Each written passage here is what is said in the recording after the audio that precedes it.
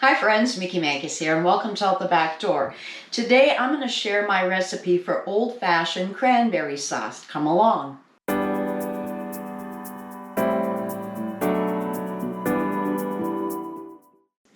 For those of you that follow me, you know by now, I don't do anything in regular batches, small batches, anything like that. But anyway, so I have 40 cups of cranberries in here.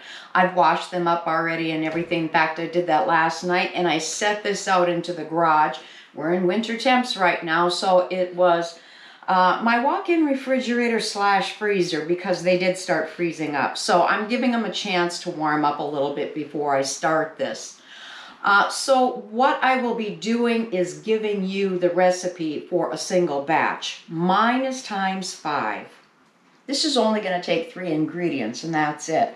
Cranberries, sugar, and water.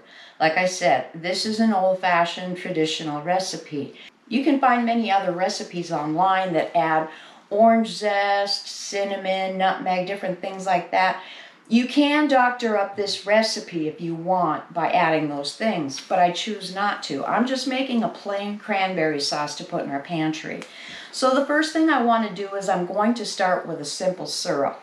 Now, normally I do make my simple syrups on the light side. I don't make them as sweet, but this recipe, it's in order to help get it thicker, kind of like more of a jam consistency. I am following the basic recipe from many years ago, and yes, I'm using a lot of sugar. So to begin with, your cranberries, you're going to need either fresh cranberries or frozen or fine. Just make sure you thaw them out and wash them. I put them in the sink with cold water and rinse them through, and then I drain them, and then I kind of go look through them. The original recipe calls for 8 cups of cranberries, either the fresh or the frozen. Now, for the simple syrup we're going to be making are equal parts of sugar and water.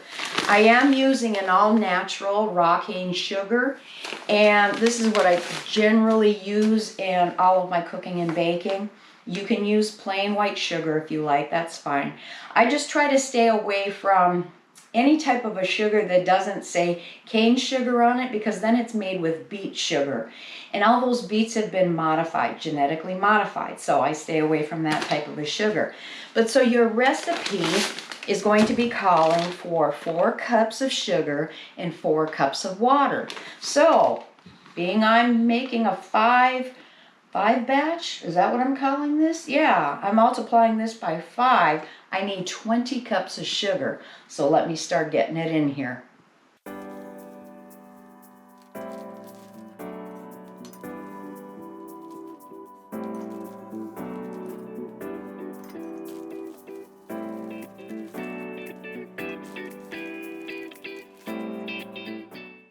All right, I've got my 20 cups of sugar in there.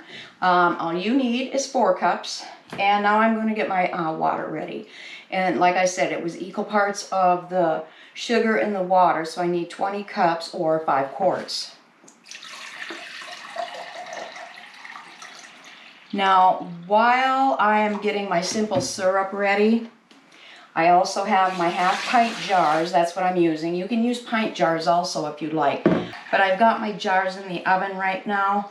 I've got them heating up. We don't need to sterilize them because I'm going to be processing these for over 10 minutes. I'm trying to pay attention how I'm counting. This should be a gallon jug, but anyway, I do have them in the oven heating up. I always heat at 225 degrees Fahrenheit. I don't know why. They say 220 degrees Fahrenheit is what you need to heat them up to for 20 minutes in order to sterilize them. But like I said, we don't need to do that because we're going to process longer than that. All right, I need to get a little more water. All right, I've got my sugar and my water into my pot here. I'm going to get it onto the burner. I am going to raise up the heat. I want to bring this up to a boil. Being that I am making a simple syrup, I want all the sugar dissolved and everything. And once it gets boiling, then we're going to add our cranberries.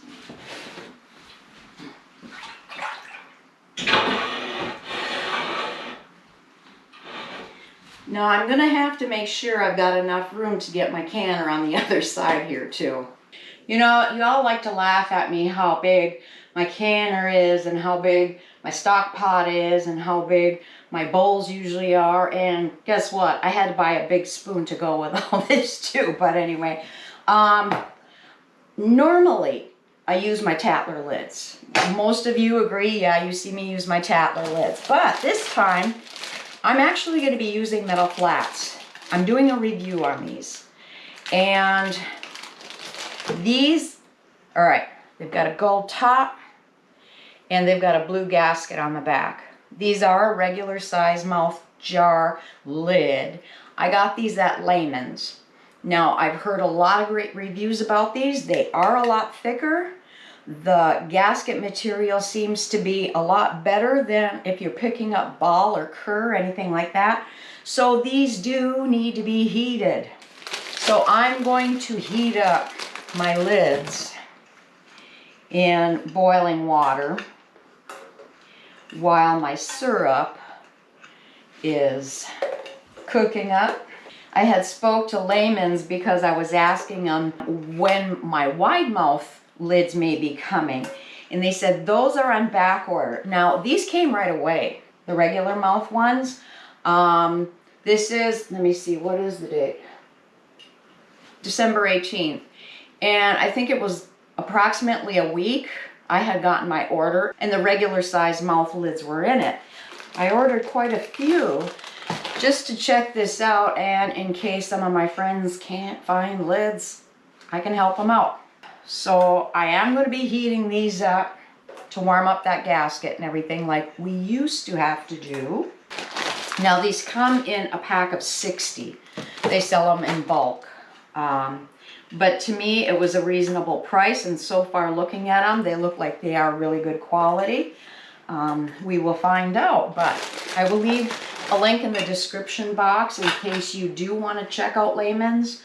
My simple syrup is at a hard boil, so I am going to start adding all my cranberries to it.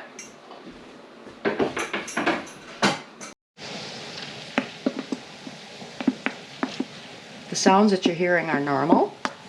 Your cranberries are popping open. Okay, so you want to bring this to a boil also. All right, so it's going to take approximately anywhere from 5 to 10 minutes in order for all the cranberries to pop open, and it is going to get a little bit thicker. We're going to keep this at a boil. Now, if you're using frozen cranberries and they haven't totally thawed out, obviously it's going to take a little bit longer. Kind of like mine. Some of mine were still a little frozen and they were cold. And being that I went and multiplied the recipe by 5, it is going to take me a little bit longer also. So that's why I've got the cover on there. I'm going to be stirring them up occasionally, and keeping a good eye on there because I don't want things to scorch, because I do still have a hot flame underneath there.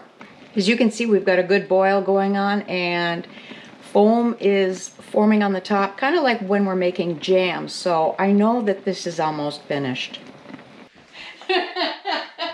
Supposed to pay no attention to the man behind the screen. You heard him. Okay.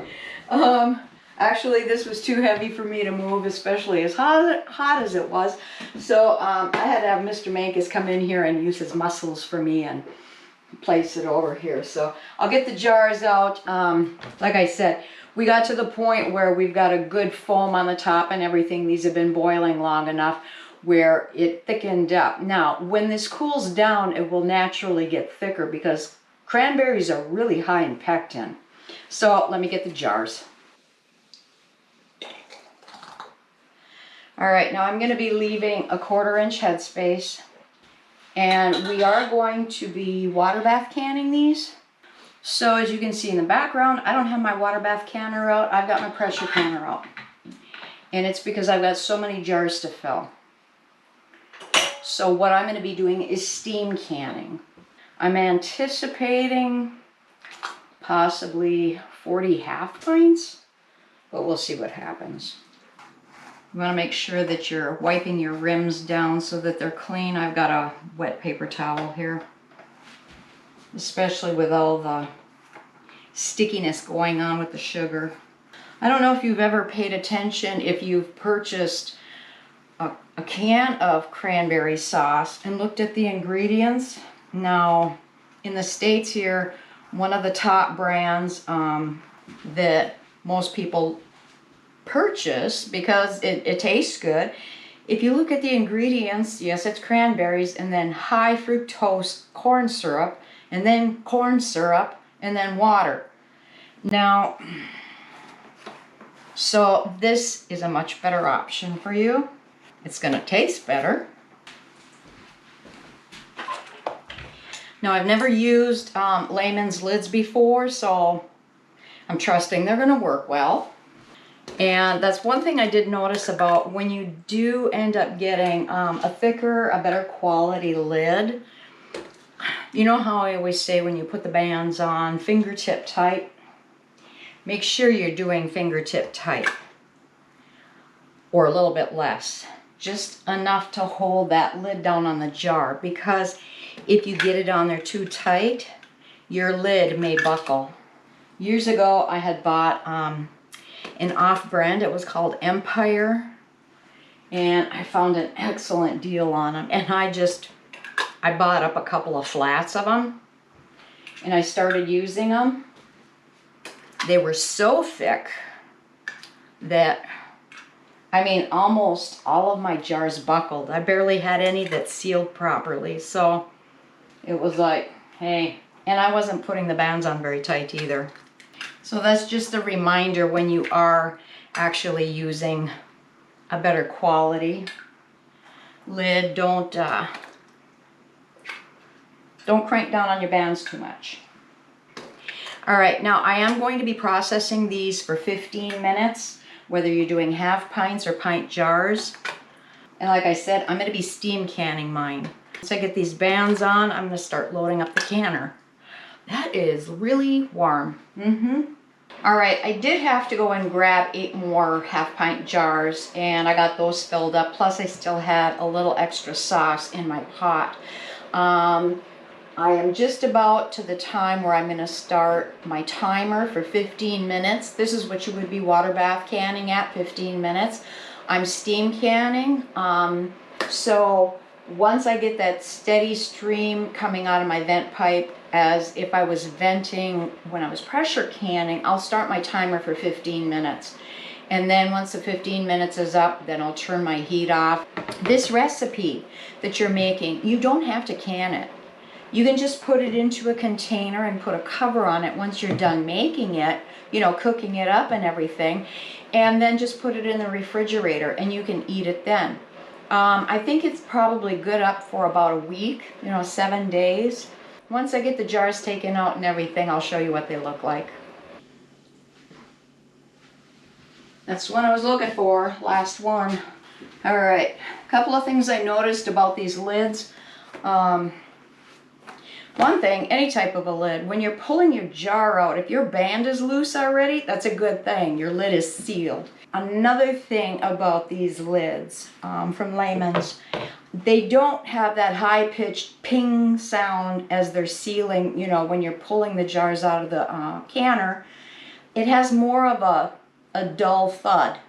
You know, I could hear them popping, but it doesn't have the same sound as if you're using a ball or a cur. It's quieter also.